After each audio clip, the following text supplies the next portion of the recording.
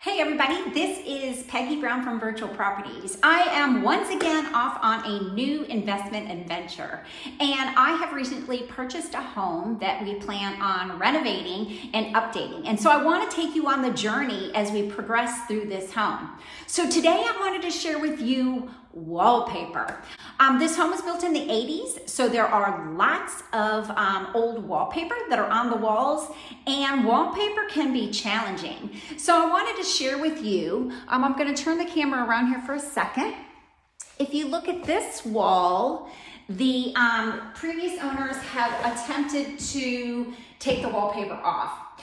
Removing wallpaper, you've got to have some patience. You've got to make sure that you do it slow and meticulously so that you don't rip off the drywall. So what happens when this occurs is that now I've got to call a drywall guy in, and they're going to have to skim coat this and sand it. And bottom line is, it ends up costing more money. And you certainly don't want that when you're doing any renovations, whether it's an investment piece of property or whether you're doing it on your own. So today I wanted to show you some other techniques. So I've progressed my way, and I'm going to turn one more time. And on this wall, you can see that it's nice and smooth. And what I simply did on this wall was pull off the outer layer, made some score marks just with the end of my spatula, and then I used 1 capful of dollar store laundry softener, with a 5-gallon bucket full of warm water, and just started wiping it down slowly and removing it. And I will show you some examples of that. But today, I'm also going to try a steamer to speed up the process. While this worked, it worked great. You can see there's absolutely no damage to the walls. It does take time. So I want to try to speed up the process because there's a lot of rooms of wallpaper in this house. So hold tight and let's see what happens with the steamer. So here's a part of the wallpaper below the window, and I wanted to show you how to use the steamer here now that I've kind of figured out there's a technique to it. So the easiest thing to do, if possible, is to pull this the outer covering of the wallpaper off. Once that's done, put the steamer on it, and you actually have to hold it for quite a long time.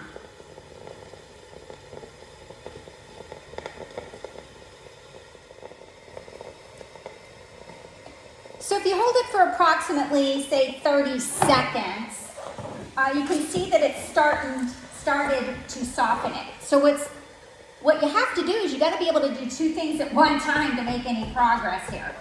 So I'm going to go ahead and try to pull off the paper and the backing here where I steamed, and I moved the steamer to the next section to start to move forward on the next little bit of wallpaper. So this would be much easier if it's a 2-person job. One person could be holding the steamer, progressing along, while the other one is following behind, scraping off the wallpaper. So here we go. Here's the end product of using the steamer. I would say it worked really well. It took the wallpaper off quickly. The only problem is it does not necessarily, you really can't see right there. It doesn't necessarily pull off all of the glue. So I'm gonna have to go back and either put the steamer on it and or use my fabric softener water solution to get it off. Another problem is it is a pretty big paddle, so when you get into little tight areas, it didn't work as well. I will say that it worked better on the wallpaper that was at the top, the floral wallpaper, than the solid wallpaper that was at the bottom.